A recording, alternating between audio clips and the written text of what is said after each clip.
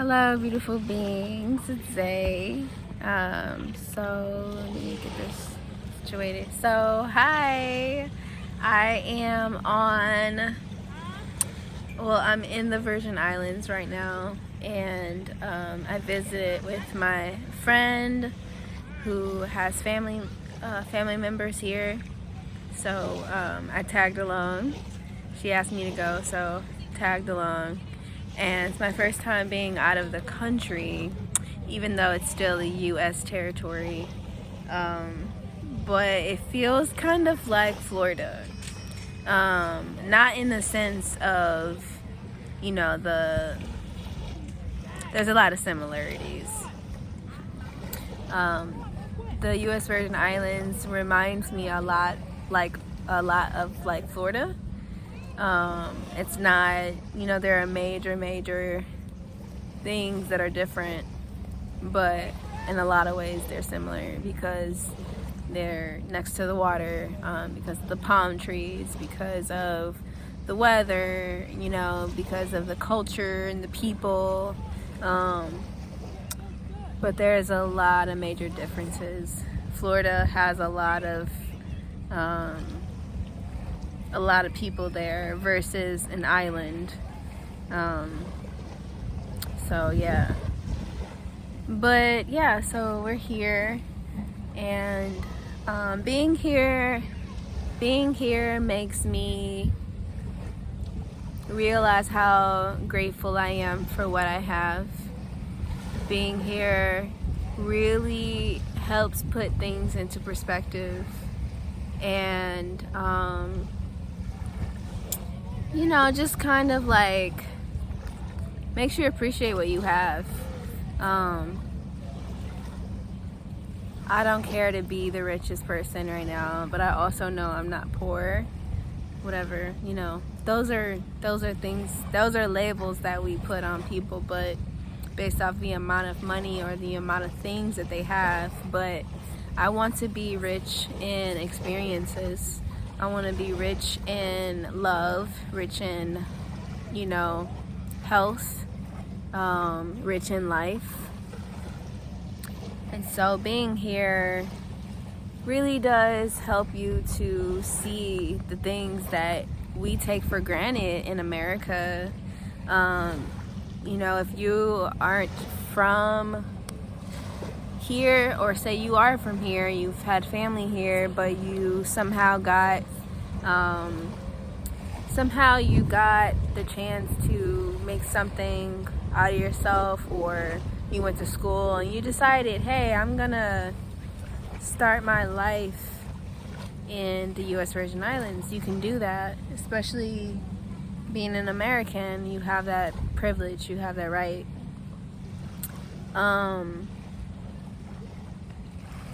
You have that opportunity. I wouldn't say right, but you have the opportunity to do it.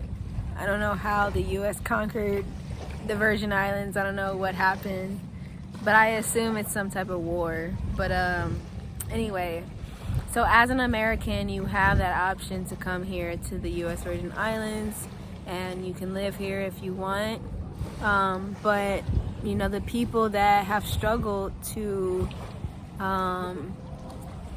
live on this island, sometimes their home may get washed away, and if you don't have a lot of resources, then you're kind of SOL. So there are a lot of people that come on now.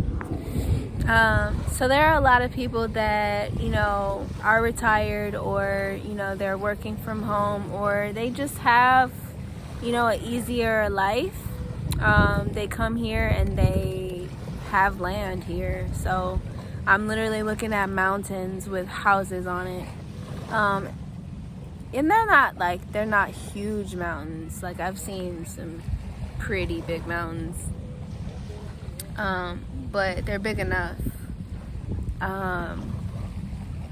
So it's just it's a different place. The people here are different. I ran into a woman who, I'm sure she is from here. I don't know her ethnicity, but black woman, indigenous woman, is what I would call her. And she was very conscious. Like, the people here are, when we talk about woke, people here are pretty woke, okay? They live a different lifestyle, and they have a lot of knowledge, they have a lot of wisdom.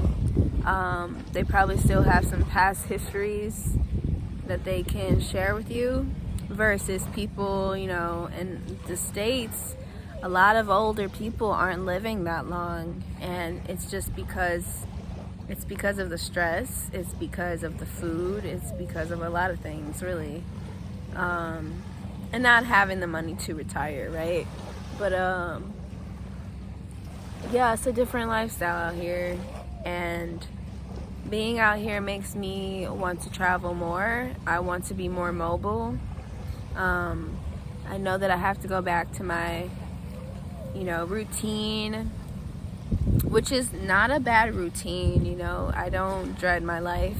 I like where I am. Do I love where I am? No, because there's always room for growth.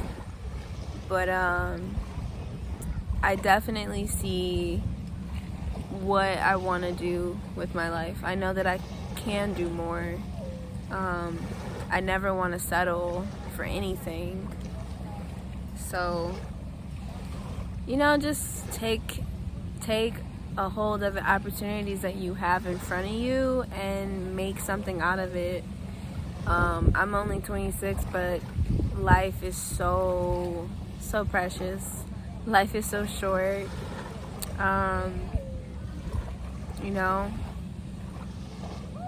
I don't know, just live life, you know, especially during this time right now with the situation going on, the Rona going on. I don't know what to say. If you're afraid to travel, then you're afraid to live life. And I know there are places maybe you shouldn't go, but for the most part, if you have the opportunity, don't wait until some shit is normal, because let me tell you, nothing is gonna go back to normal. You know, you just have to take life by the hand. You gotta grasp that shit. You gotta hold on to it.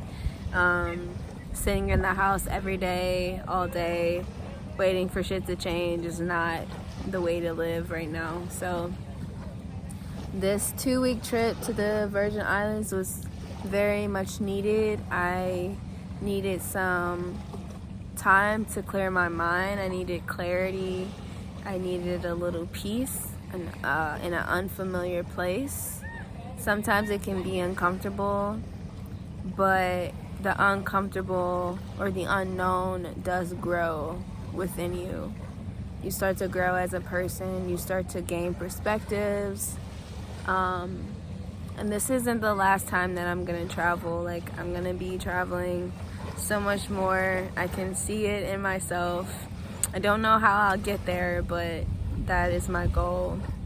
I want to be, you know, pretty well traveled. I want to meet people and experience the food. You know, I know things won't be the same because, you know, a lot of places are closing down, or, you know, they're opening back up, and so business is kind of slow. But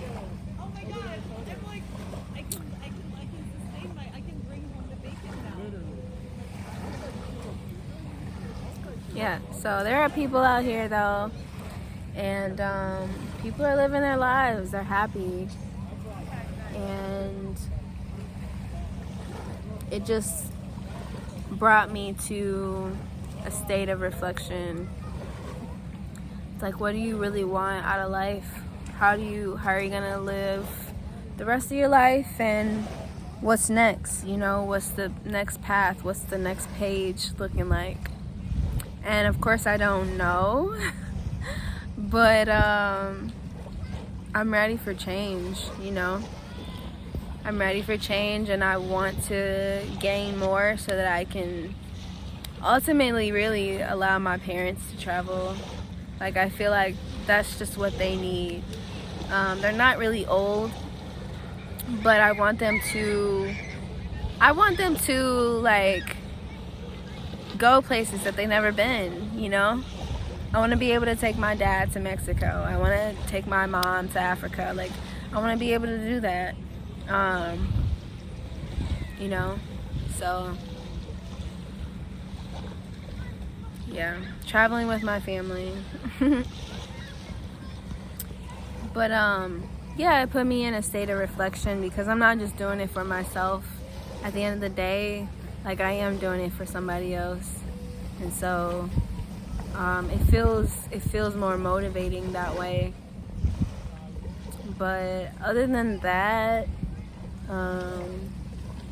it's been beautiful out here. We've picked mangoes, we did all that, and yeah. So out here, my locks have been thriving, y'all. I have been, I met a few people. I don't know if they're Rastafarians. Actually, they are. I met real Rastafarians out here, y'all. It's crazy. This one guy told me to not touch my locks. He asked me, he said, do you want thick locks or thin locks? And I was like, thick? He said, well, don't touch your hair, you know, let it be. And I already know that, but you know, how my hair was looking the very first time is what I'm trying to get it to look like, or however I see fit.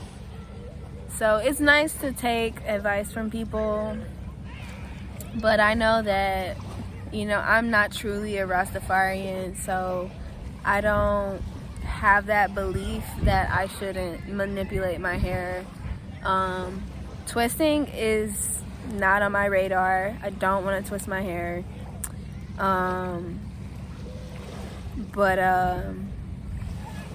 Yeah, I mean, I'm gonna separate my hair. That's just what I'm gonna do. And so far so good.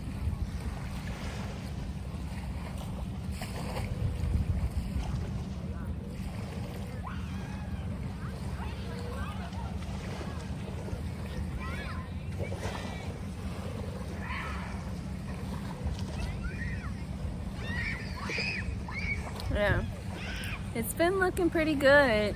It's been forming really, really fast out here. Almost 2.5 months, I want to say, maybe 3 months. Yeah, it hasn't been that long, but I'm very excited. I know my curly hair is bomb, but I'm just not trying to deal with it. So, it doesn't matter to me. I'm trying to grow myself. I'm not trying to be out here looking all, whatever you want to call it. But yeah, so I leave here in 2 days. I'm excited to go back home and see my pets, and get my life back on track, you know, like it's a reset for me. I'm very, very excited. So yeah, see you guys.